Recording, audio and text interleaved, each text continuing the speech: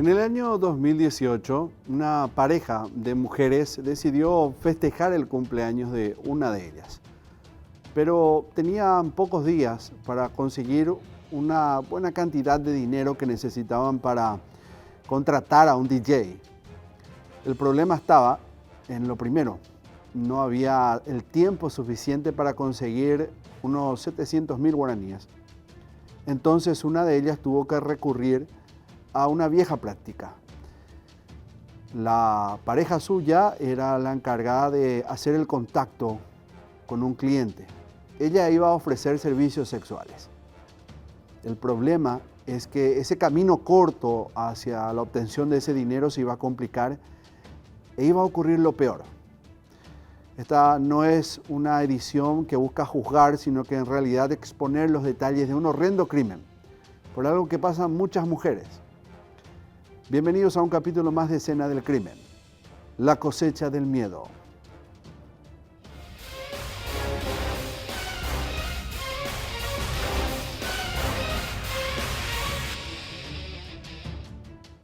Comenzamos por el primer capítulo. ¿Qué pasó? A partir de aquí es el desenlace prácticamente, la forma horrenda en que desencadena esa decisión. Una suma de factores que conllevó primeramente esa mala decisión, a que una de ellas no pueda llegar a esa tan ansiada fiesta que querían hacer. Lastimosamente, esa decisión no podría constituirse en algo malo, sino hasta esa misma mañana en que encuentran a una de ellas. ¿Cómo anticiparse a la verdadera intención que había en el sospechoso de este crimen? Desenlace de lo que había ocurrido en aquel 2018 con esta mujer. Nos va a llevar hacia el este del país, donde prácticamente es el escenario de esta cosecha del miedo. Primer capítulo. ¿Qué pasó?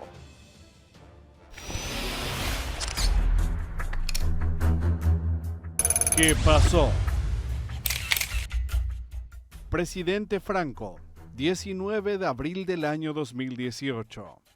Comenzó con la calma engañosa de una mañana fresca, de esas que esconden bajo la niebla el despertar de un sol agobiante. A las 7, ese manto tibio y esperanzador que suele arropar a la comunidad esteña fue desgarrado por una noticia que dejó a los vecinos en estado de shock. En medio de una plantación de soja, a tan solo unos metros de un camino vecinal del kilómetro 11 rumbo a Península, fue hallado el cadáver de una mujer. El rumor creció rápidamente en el vecindario y para cuando los primeros intervinientes llegaron, las miradas de incredulidad se mezclaban con el respeto silencioso de quienes rodeaban la escena, guardando una distancia prudente, como si el espacio mismo les diera respuestas. Los intervinientes se movían entre las hileras verdes de soja, cuidando cada paso, buscando pistas en un terreno donde hasta ese día los surcos de cultivo solo marcaban el ritmo del trabajo y la cosecha. La imagen era impactante y desconcertante. Una joven de unos 18 a 25 años yacía, con signos de una lucha desesperada marcada en su piel y un disparo en la cabeza, que parecía haber sido el desenlace final de una noche llena de violencia y dolor. En sus manos, los investigadores observaron quemaduras, un detalle que susurraba la posibilidad de un forcejeo, como si en sus últimos momentos la mujer hubiera intentado escapar, resistir el peligro que la acechaba. Fue encontrada aquí a 50 metros de la ruta asfáltica, camino a Los Cedrales. Y podemos constatar, ¿verdad?, una herida de arma de fuego, ¿verdad? Eso vamos a corroborar. Ahora levantamos el cuerpo para llevarlo a la funeraria y hacer una inspección más minuciosa. El escenario parecía extraído de una historia lúgubre. Las hileras de soja como testigos mudos, el camino vecinal silencioso, como si también hubiera sido cómplice involuntario del macabro descubrimiento. Una persona que pasó por la zona fue quien, tras ver el cuerpo, avisó a las autoridades.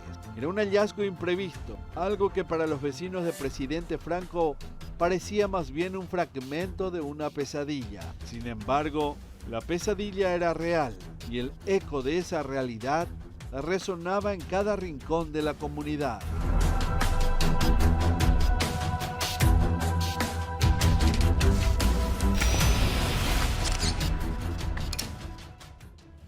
Vamos con el capítulo 2. El cuerpo aún no era identificado sino hasta llevarlo a un servicio funerario, hasta que se pueda preparar el cuerpo y tomar las muestras que puedan después ser examinadas por un técnico forense, después, digamos, de ese levantamiento primario del cadáver. Pero volviendo a lo primero, no sabían aún de quién se trataba. Era un hallazgo casual del cuerpo en un lugar evidentemente solitario, donde al menos se pensaba que no iban a encontrarlo rápidamente. Quizás eso pensó el asesino de esta mujer. Pero afortunadamente eso no fue así. Una persona encontró el cuerpo rápidamente y la identificación de igual manera. Con ese corto tiempo que se estableció entre el hallazgo y el traslado para la verificación del cuerpo, se pudo obtener la identidad. Y eso, a su vez, en un futuro, en nuestra historia, nos va a dar también la identidad del sospechoso. Capítulo 2, la identidad.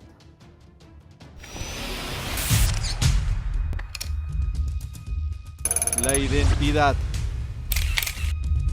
Cuando la policía trasladó el cuerpo de la funeraria para la verificación, el silencio se hizo aún más pesado. Ningún familiar había aparecido hasta entonces y entre los investigadores surgió la hipótesis de que la víctima podía ser extranjera. Sus pertenencias permanecían intactas, lo que los llevó a descartar el asalto como posible móvil. Todo indicaba que alguien la había llevado hasta ese lugar con otros fines, en una trama de violencia cuyos motivos aún eran un misterio. Cada detalle parecía contar una historia fragmentada. La soledad del camino, la lucha capturada en sus heridas, el disparo preciso que apagó su vida y finalmente el rastro de abandono entre las hojas. Los vecinos con rostros graves y ceños fruncidos se preguntaban quién era aquella joven desconocida y por qué había terminado allí, sola, en sus últimos momentos, en un lugar donde el silencio de la mañana fue testigo de un final que todavía busca respuesta. Por horas, su identidad permaneció desconocida, un enigma que sumaba inquietud en los alrededores de Presidente Franco. Sin embargo, con el avance de la investigación, finalmente se confirmó su nombre, Patricia Amarilla Ortiz. Nombre: Sonia Patricia Amarilla Ortiz, de 19 años, de nacionalidad paraguaya, domiciliada en Hernandarias, de profesión estudiante. La mención de su nombre en los registros oficiales no calmó el temor que el macabro hallazgo había desatado, sino que lo intensificó. Las autoridades, luego de documentar meticulosamente la escena, trasladaron el cuerpo de Patricia a la funeraria Núñez para continuar con los procedimientos de rigor. Mientras tanto, los investigadores indagaban cada detalle en busca de respuestas, aunque los primeros indicios descartaban la posibilidad de un robo, dado que Patricia conservaba todas sus pertenencias. Uno de los hallazgos que llamó la atención fue un anillo de compromiso en su mano izquierda, una señal que despertaba preguntas sobre la vida y las relaciones de aquella víctima.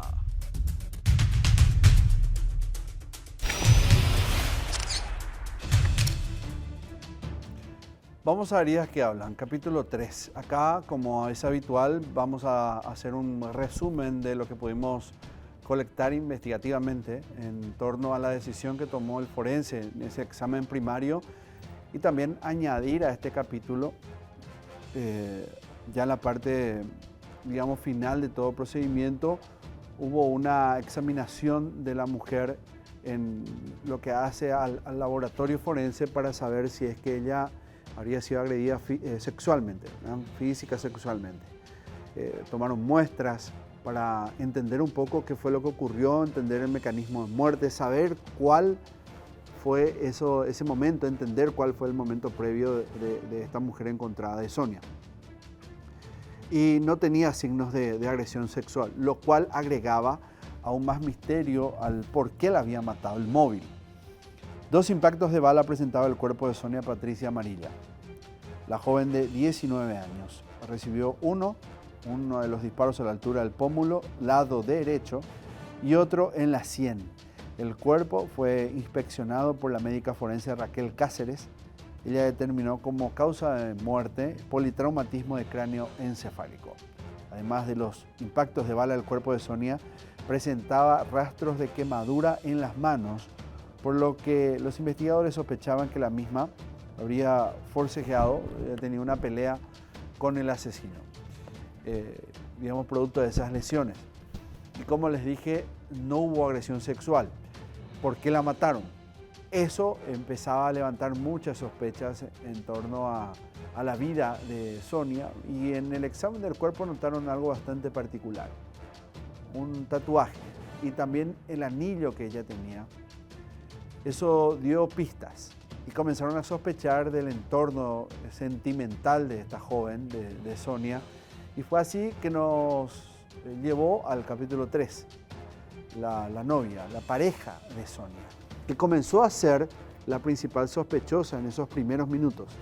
Siempre que hay crímenes de esta índole, la policía empieza a tejer sus teorías en torno al famoso crimen de tinte pasional. Hoy ya un tanto dejado de lado ese término para no agregar, digámoslo, el sentimiento de la pasión dentro de un acto deleznable como el crimen.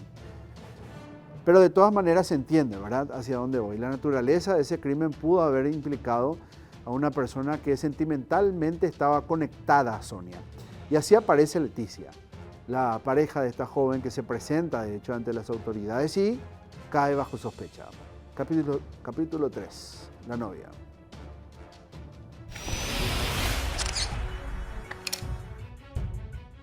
La novia. La historia de Sonia Patricia Amarilla Ortiz tomó un giro inesperado tras el arresto de una mujer que se presentó como su pareja, Leticia Fernández Ortiz. Ella se identificó como su esposa y con quien había contraído matrimonio en Brasil. Ella reveló detalles que iban más allá de lo que se conocía hasta ese momento.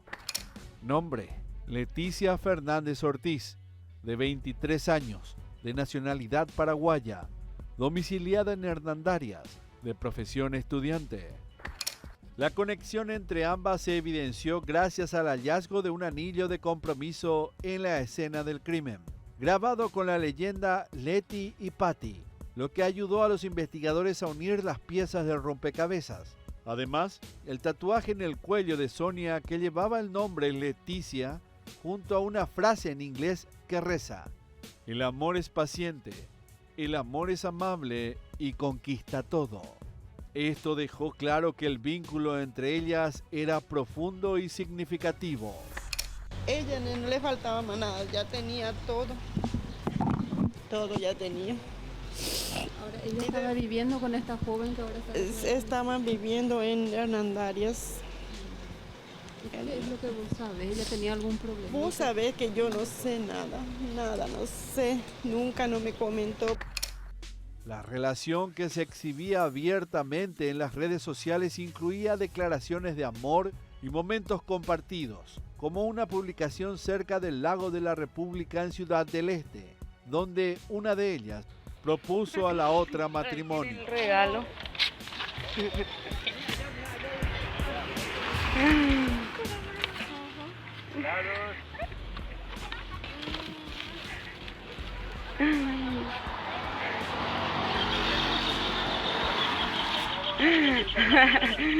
Ay, na que chuli.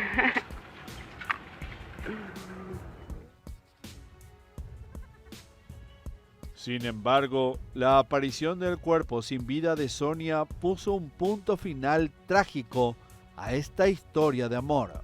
A tan solo unos días de celebrar su 20º cumpleaños, el destino le presentó una cruel jugada, transformando una celebración esperada en una luctuosa noticia. Los investigadores continuaban trabajando para esclarecer las circunstancias que rodeaban la muerte de Sonia. Aunque la pareja de la víctima proporcionó información sobre su vida y su relación, el móvil del crimen seguía siendo un misterio. Las circunstancias que llevaron a este desenlace, el contexto de su trabajo como damas de compañía y el ambiente de amor y libertad que parecían vivir, planteaban más preguntas que respuestas. Pese a declararse inocente de la muerte de su compañera de vida, Leticia quedó detenida mientras los investigadores de la División de Homicidios confirmaban la versión que dio sobre los últimos pasos de Sonia antes de su muerte.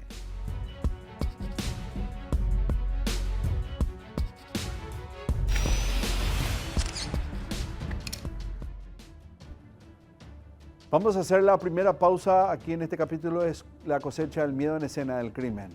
Esto nos lleva a un caso del año 2018 donde una joven de 19 años fue encontrada muerta en medio de una cosecha de soja en la zona de Franco, en el este del país.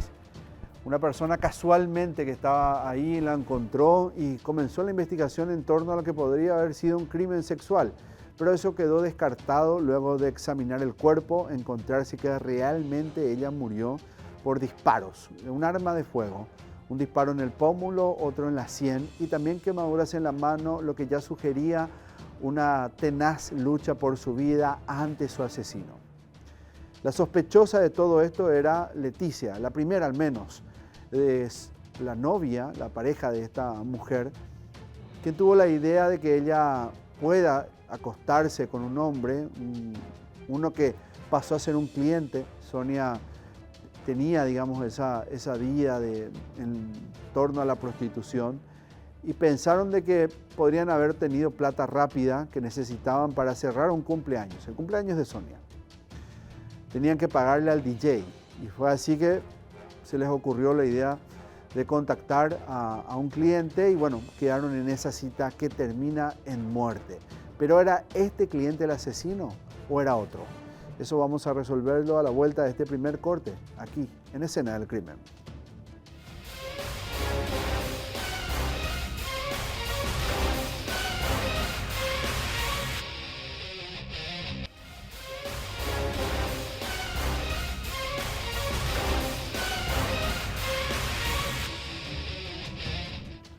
La cosecha del miedo, ese es nuestro capítulo el día de hoy. Vamos a contar, o estamos contando, sobre lo que fue la trágica muerte de una joven de 19 años, Sonia Patricia.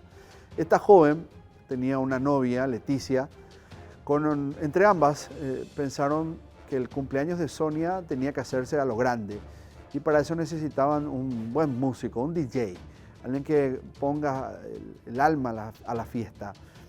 Pero eso les iba a costar mucha plata. Unos 700.000 guaraníes en el momento para ellas era mucho y tenían poco tiempo para cerrar esa operación.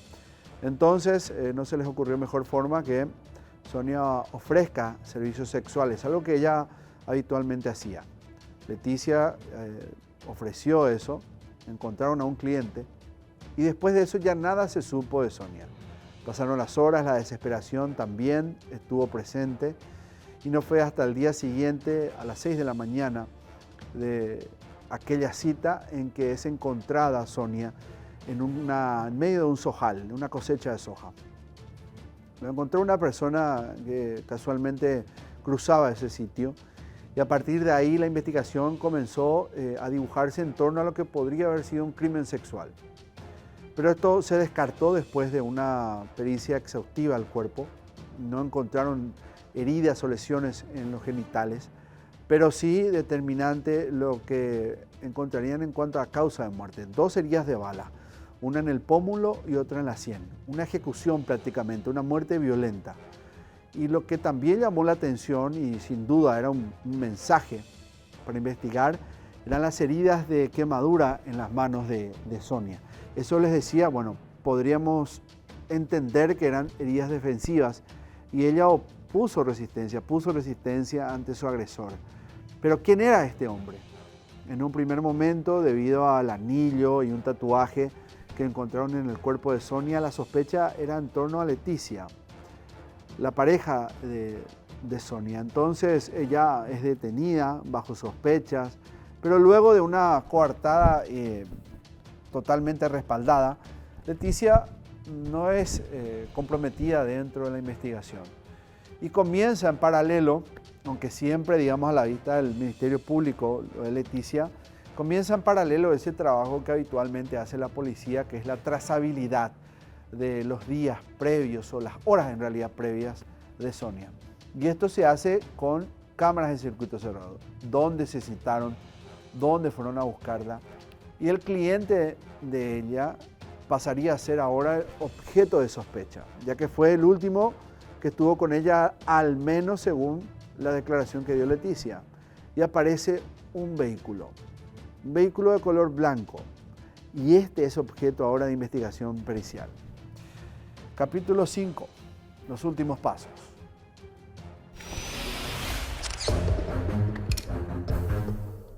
Los últimos pasos. Todo comenzó en un modesto departamento alquilado en Mingaguazú. Sonia y su pareja Leticia Fernández soñaban con una gran fiesta de cumpleaños para esta primera. Con las decoraciones y los preparativos en marcha, solo les faltaba una suma crucial: 700.000 guaraníes para pagar al DJ.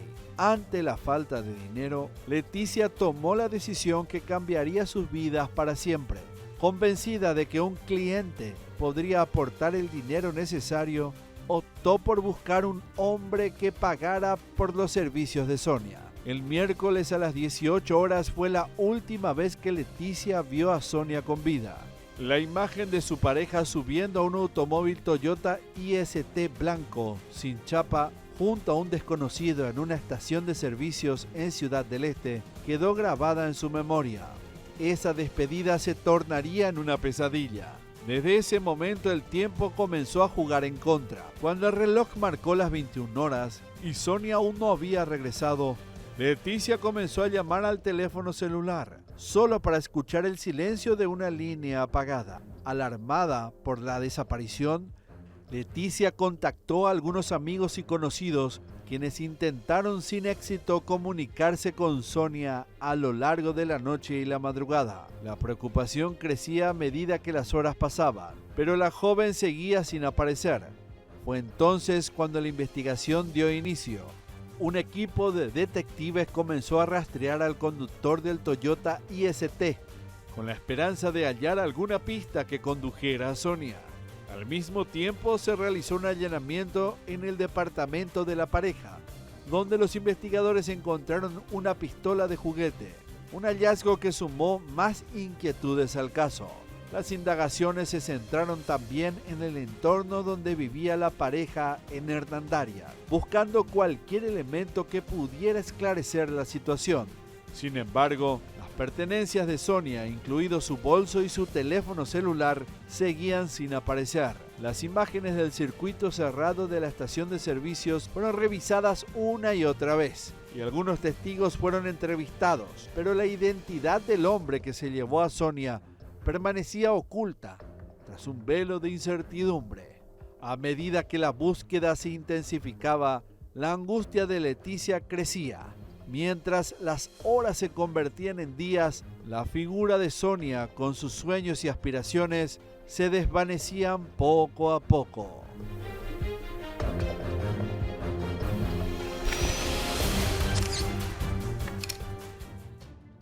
Como ya escucharon, en la escena estaba prácticamente todo lo que era pertenencia de Sonia. Eso llamó mucho también la atención de los investigadores, porque de primera descartaron que el móvil de ese asesinato violento haya sido un asalto.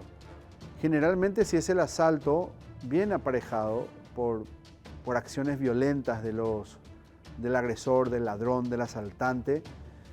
Y cuando se trata de una mujer es generalmente superior, porque dibuja, digamos, aquello de la proporcionalidad de la fuerza.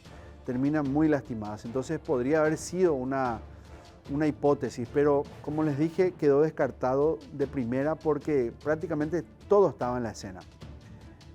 Y eso por fortuna, por decirlo de alguna manera, frente al desenlace que teníamos. Y digo por fortuna porque en ese teléfono podría estar la respuesta a todo esto.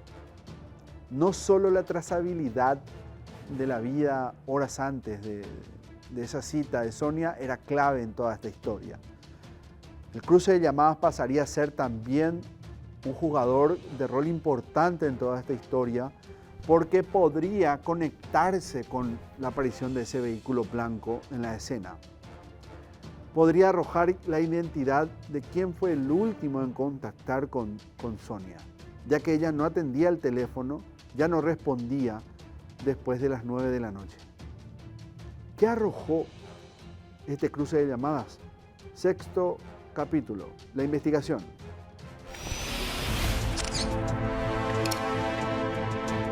La investigación.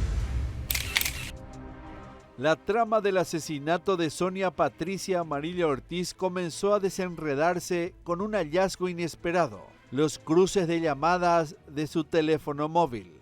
A medida que los investigadores se adentraban en el misterio que rodeaba su desaparición y hallazgo sin vida, la tecnología se convirtió en la aliada más valiosa. Un número se destacaba entre todos: el de Enrique Gabriel Fernández Benítez. La conexión era directa y su implicación se tornaba cada vez más evidente. Nombre: Enrique Gabriel Fernández Benítez, 18 años, de nacionalidad paraguaya, domiciliado en Ciudad del Este, de profesión estudiante. El 18 de abril, Sonia recibió una llamada de este número, que había sido activado solo un mes antes, el 20 de mayo. Coincidentemente, la línea fue desactivada el 19 de abril, el mismo día en que su cuerpo fue encontrado en un zojal, con una herida de bala en la cabeza. El tiempo y el lugar de estas comunicaciones comenzaban a formar un rompecabezas inquietante. Los registros de llamadas revelaron que la primera comunicación con Leticia, la pareja de Sonia, provenía de la zona de Presidente Franco.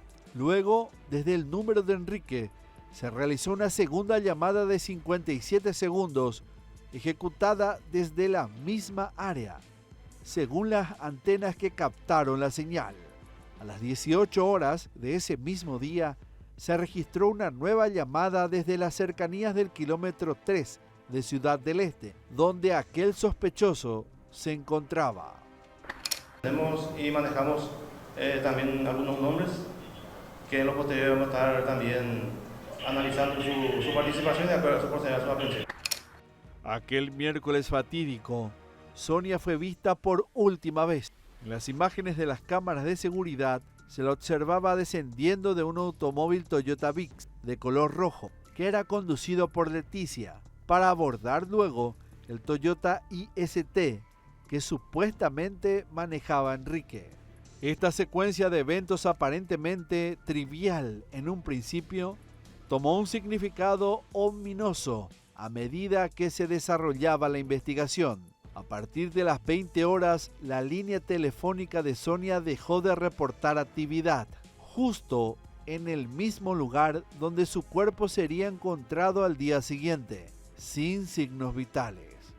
El domingo 22 de abril, los investigadores detuvieron a Enrique Fernández al salir del Colegio Salesiano Don Bosco en Mingaguazú, en el contexto de un día de elecciones.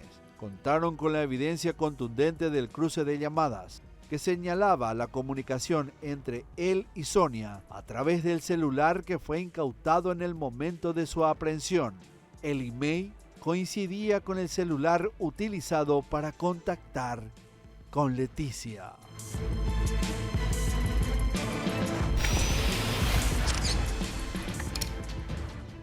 Y ahora vamos a centrarnos en el automóvil.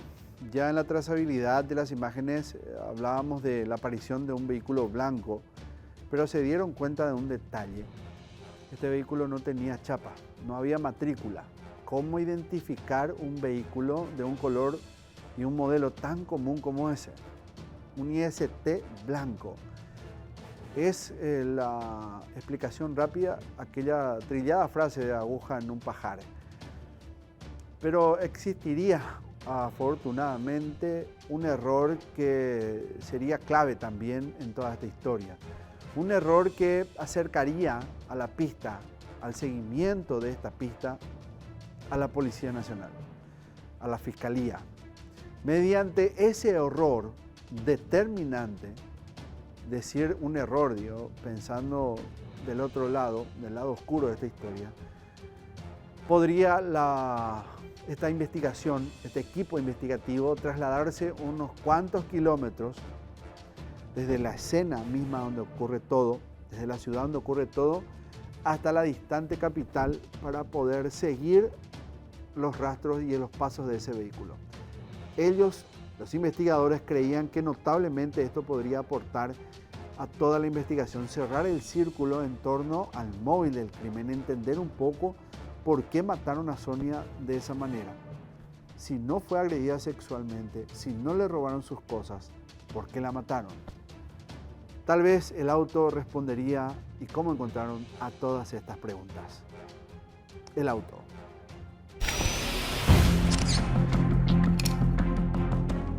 El auto. La investigación del asesinato de Sonia Patricia Amarilla Ortiz no se limitó a las inmediaciones de Presidente Franco, donde su cuerpo fue hallado, sino que se extendió más de 360 kilómetros al oeste, hacia la ciudad de Limpio. La conexión con un Toyota IST, el vehículo en el que Sonia fue vista por última vez con vida, guió a los investigadores hacia Luis Alberto Rojas Aguirre, un residente en un departamento de esa localidad y propietario del rodado. Nombre: Luis Alberto Rojas Aguirre, de 29 años, de nacionalidad paraguaya, domiciliado en la ciudad de Limpio y de profesión empleado. El caso tomaba un nuevo giro, conectando a varios implicados y dejando entrever una trama que iba más allá de un crimen aislado. Los agentes de homicidios de investigación de delitos de la capital tomaron la posta en la persecución del Toyota IST, el mismo automóvil que había sido visto en imágenes de cámaras de seguridad en Ciudad del Este. Este vehículo lo había levantado a esta chica ahí en la zona de la supercarretera kilómetro 5, la entrada del barrio Pablo Rojas. Este señor fue trasladado en horas de la madrugada, ya para poner a disposición de la unidad que entiende la causa. Estuvo ya declarando esta mañana, conjuntamente con la otra persona que también fue detenida el día domingo, cuando salía de un local de votación. Esta vez la pieza clave era la placa del vehículo, que no estaba presente al momento en que Sonia se subió al auto, pero apareció cuando Rojas Aguirre se presentó ante las autoridades, levantando sospechas y más incertidumbre alrededor del caso. El eslabón que vinculaba a Luis Alberto con esta investigación fue Enrique Fernández Benítez, el primo de Rojas Aguirre. Él ya estaba bajo custodia policial como el primer detenido en el caso. El vehículo que vemos aquí, un automóvil de color perla, justamente es similar al observado en las imágenes de circuito cerrado.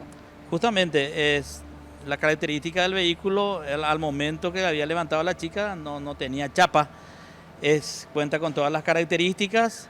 En este caso es lo que le está ligando a este señor con la causa, aparte de este señor que fue detenido el domingo, que también lo está ligando el teléfono que él tenía consigo al momento de la detención. Aparte de eso, en el cruce de llamadas se encuentra que la última comunicación que tuvo con este caso con la víctima, con Sonia, era de ese número de teléfono.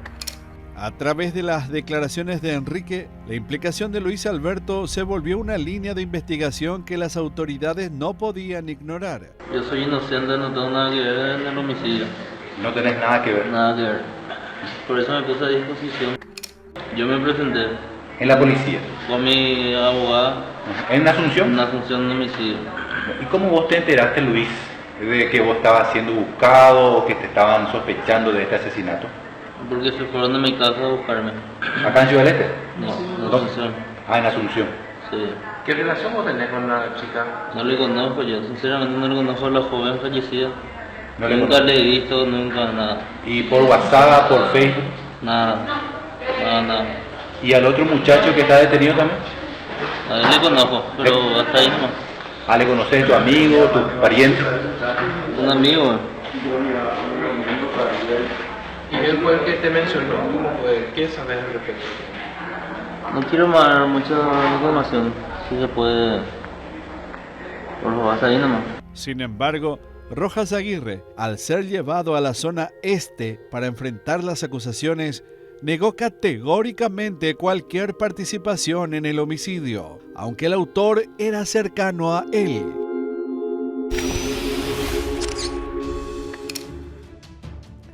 La historia comienza a complicarse con la aparición de otros factores. La policía ya tenía identificado al propietario del vehículo, afortunadamente, mediante ese seguimiento que hicieron, y por ese, yo le llamé error, por decirlo así, dado el punto de vista del criminal. Si bien se defiende, ¿verdad?, no quiere quedar pegado en la investigación, tenía, digamos, algo que ver en una tercera posición. Tal vez sabía de las intenciones que se vendrían después, pero sin adelantarles mucho el final, les puedo decir que aparece un jugador nuevo en toda esta historia, un protagonista, mejor dicho. 8º capítulo, el policía.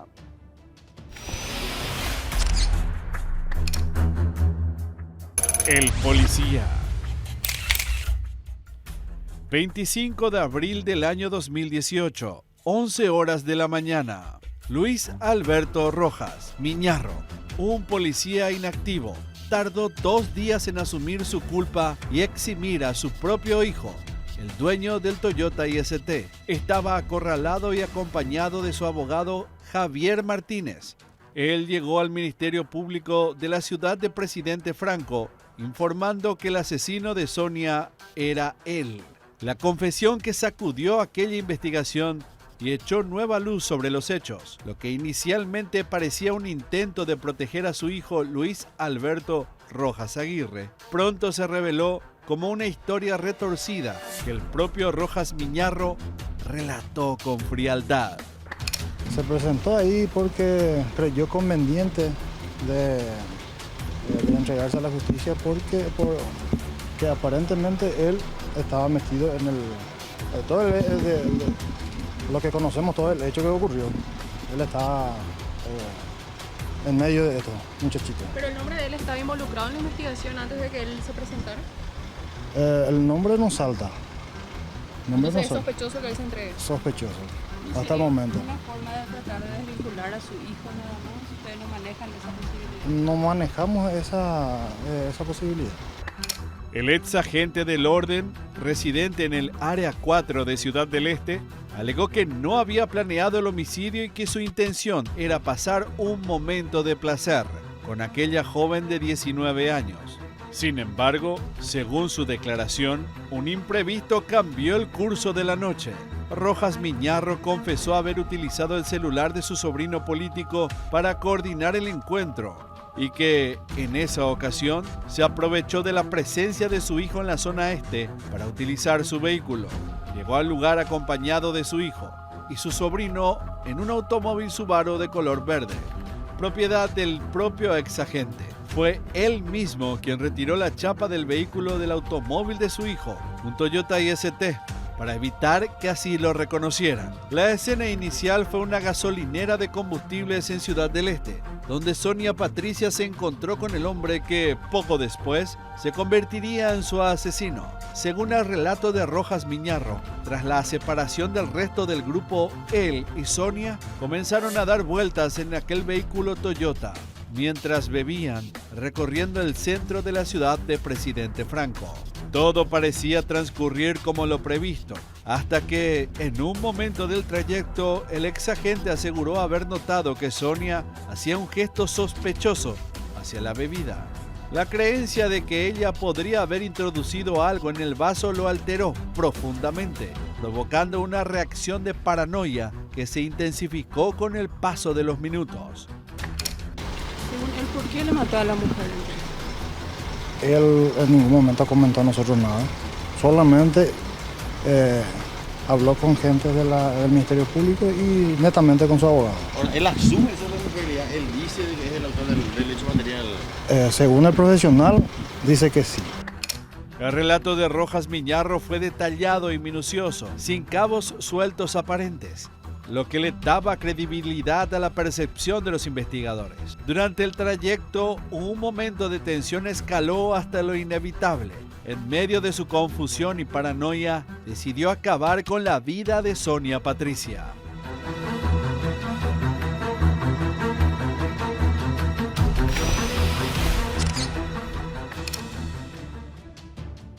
Rojas Miñarro, el ex policía, finalmente iba a dar detalles, según él, de lo que ocurrió, su versión de cómo fue todo. Por eso les decía que se iba a complicar la historia, porque habían 2 jugadores más antes de llegar a él que tenía que limpiar el Ministerio Público, la policía que investigaba esto, para determinar las responsabilidades. Enrique, que contactó con Leticia, el dueño del auto, que es el hijo de este ex policía. Lo cierto es que él decide confesar, según él, lo que habría ocurrido y por qué la mató. Algo que para muchos dejaba también cierto dejo de duda debido a la violencia aplicada contra la joven. Finalmente, así fue que ocurrió todo. Capítulo 9. El crimen.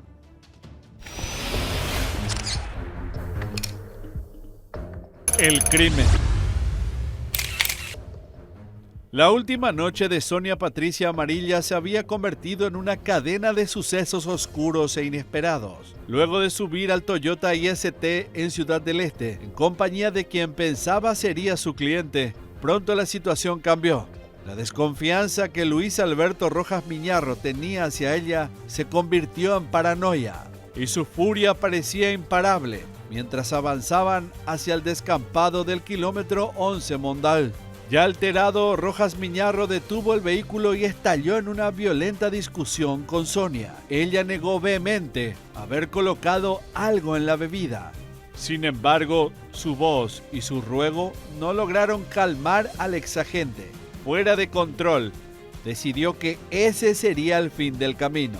Sin posibilidad de escapar, Sonia fue sacada del auto mientras él la tomaba del cabello y la arrastraba hacia el zojal, donde la penumbra parecía cubrir la tragedia que estaba por consumarse. Entre el cultivo, Rojas Miñarro la sujetó del cuello, rodeándola con su brazo, y en ese instante Sonia cayó al suelo, indefensa.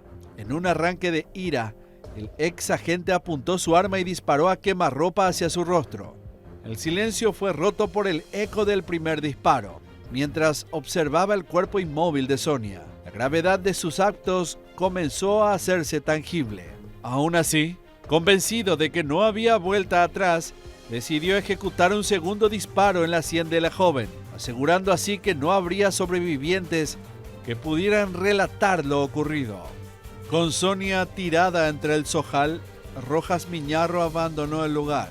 En cuestión de minutos ya estaba de vuelta en Ciudad del Este, donde inició su fuga y el plan para borrar toda huella que pudiera incriminarlo.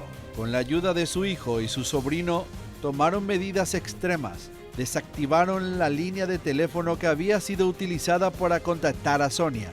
Limpiaron el Toyota IST, borrando cada rastro que pudiera indicar su presencia en el vehículo. El objetivo es hallar, ¿verdad?, restos de fluidos, que serían sangre, pelos, algún indicio, ¿verdad?, que nos podría orientar eventualmente a que se habría cometido o que por lo menos Patricia habría abordado ese vehículo, ¿verdad? ¿Se ha encontrado algo hasta el momento? Estamos realizando el trabajo. El reporte vamos a tener en la semana y luego vamos a ver qué conseguimos, ¿verdad? Todo transcurrió en tan solo media hora. Según su propio relato, un lapso breve en el que la vida de Sonia se extinguió en un rincón oscuro del campo.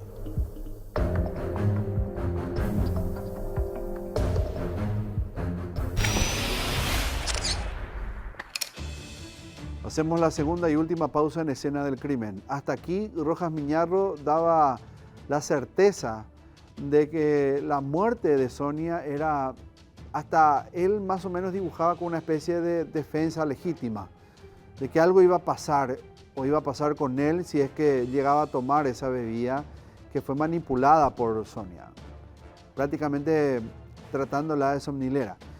Algo que nunca vamos a saber realmente qué ocurrió porque ya no está una de las partes, porque murió, es si realmente esto había sucedido de tal forma. No hay otros testigos, era solo la versión de Rojas Miñarro contra la de un fantasma. No vamos a saber si esto era algo más o fue algo más, se trató de algo más. Y la premeditación de toda esta historia que armó Rojas Miñarro tenía un trasfondo, como por ejemplo un crimen de odio, como por ejemplo una obsesión. Algo más tuvo que haber pasado que pudiera explicar una muerte tan traumática como la que tuvo Sonia y no solamente una acción mecánica de defensa para no tomar algo que le pudiera dormir y evitar así ser robado, según su historia. Pero no lo vamos a saber. Lo cierto es que la historia cuenta esto que le estoy contando. A la vuelta de la pausa, finalmente, ¿qué decidió el tribunal?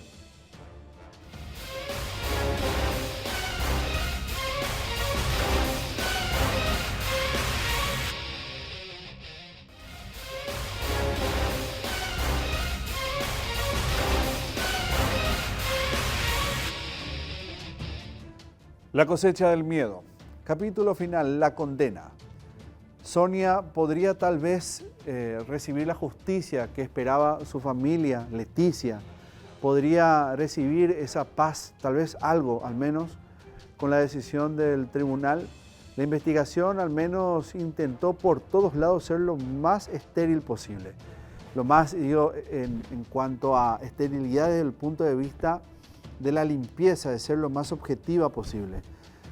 Esta investigación que tenía primeramente un cuerpo que podría arrojar la sospecha sobre un crimen sexual, que la mataron intentando someterla sexualmente, sabiendo de que ella se iba o concertó una cita con un joven a través de internet, pero aparece muerta en un sojal.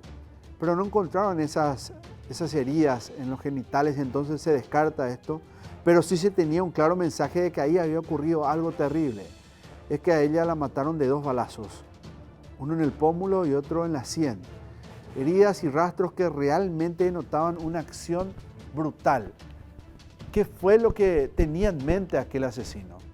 La policía tuvo que seguir el rastro de las cámaras de seguridad, de un vehículo blanco sin chapa y una llamada que podría aventajarles diciendo dónde estaba el auto.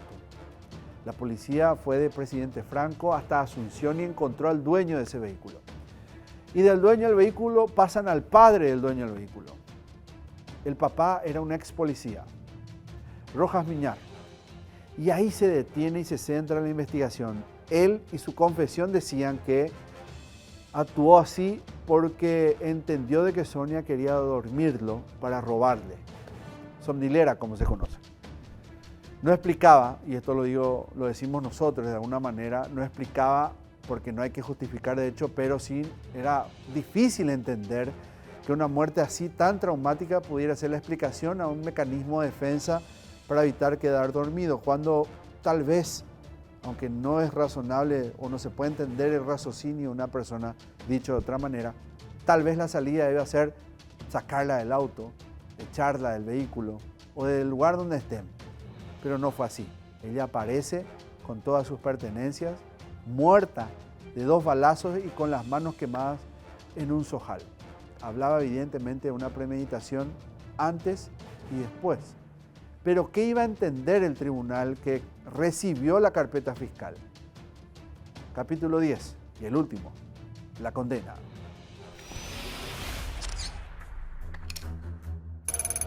La condena. Pedimos justicia para ella. No queremos que ni un asesino que le quitó la vida de mi sobrina quede en libertad ni en prisión domiciliaria, porque es injusto para nosotros. Porque nosotros queremos que ellos paguen por lo menos para el consuelo de la familia, porque la vida de mi sobrina ya no nos va a devolver. Queremos que se haga justicia realmente. Porque entonces va a seguir sacando vida, va a seguir sacando vida.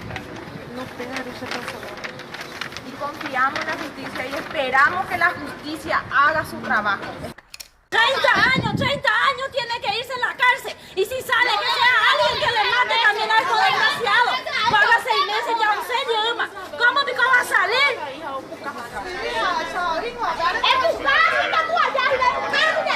Van a pagar lo que hicieron, desgraciados. El juicio que cerró la tragedia de Sonia Patricia Amarilla Ortiz culminó con una sentencia firme el 19 de noviembre del año 2020. Los jueces Zunilda Martínez Noguera, Herminio Montiel y Carlos Vera Ruiz encontraron en Luis Alberto Rojas Miñarro culpable del asesinato de la joven y le impusieron una pena de 18 años de prisión. La decisión de los jueces no fue unánime. Mientras que Martínez y Montiel votaron en mayoría por la pena aplicada, Vera Ruiz se inclinó por una condena de 20 años, alineándose con la petición del Ministerio Público, que argumentó la existencia de alevosía en el crimen. Según la Fiscalía, el asesinato de Sonia Patricia fue premeditado y el acusado se aprovechó de su indefensión para perpetrarlo. Por otro lado, la querella adhesiva solicitó una pena aún más severa, la de 27 años y 6 meses, justificándola en que Rojas Miñarro había explotado la vulnerabilidad de la víctima para quitarle la vida sin oportunidad de defensa. En cambio, la defensa del ex agente de policía intentó reducir la pena solicitando 13 años de prisión. Durante el juicio quedó claro que el encuentro entre Sonia Patricia y Rojas Miñarro se produjo con fines sexuales. Sin embargo, en su declaración, Rojas Miñarro alegó una vez que la situación se había salido de control después de que, según él, la joven intentó poner algo en su bebida. Furioso por la presunta acción, declaró haber reaccionado impulsivamente, disparando en 2 ocasiones a Sonia Patricia y abandonando su cuerpo en un zojal.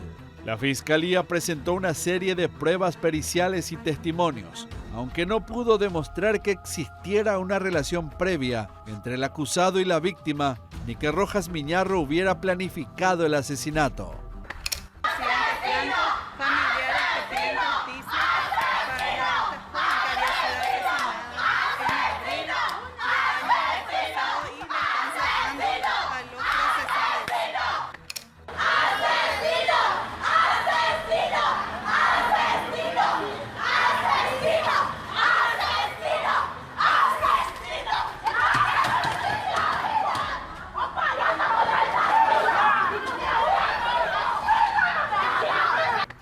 Los jueces tomaron en cuenta estos aspectos, considerando que la muerte de Sonia Patricia ocurrió de forma circunstancial, sin evidencia de premeditación. La defensa del acusado también destacó que él no tenía antecedentes penales y que su confesión temprana contribuyó a la investigación y la recolección de pruebas en su contra.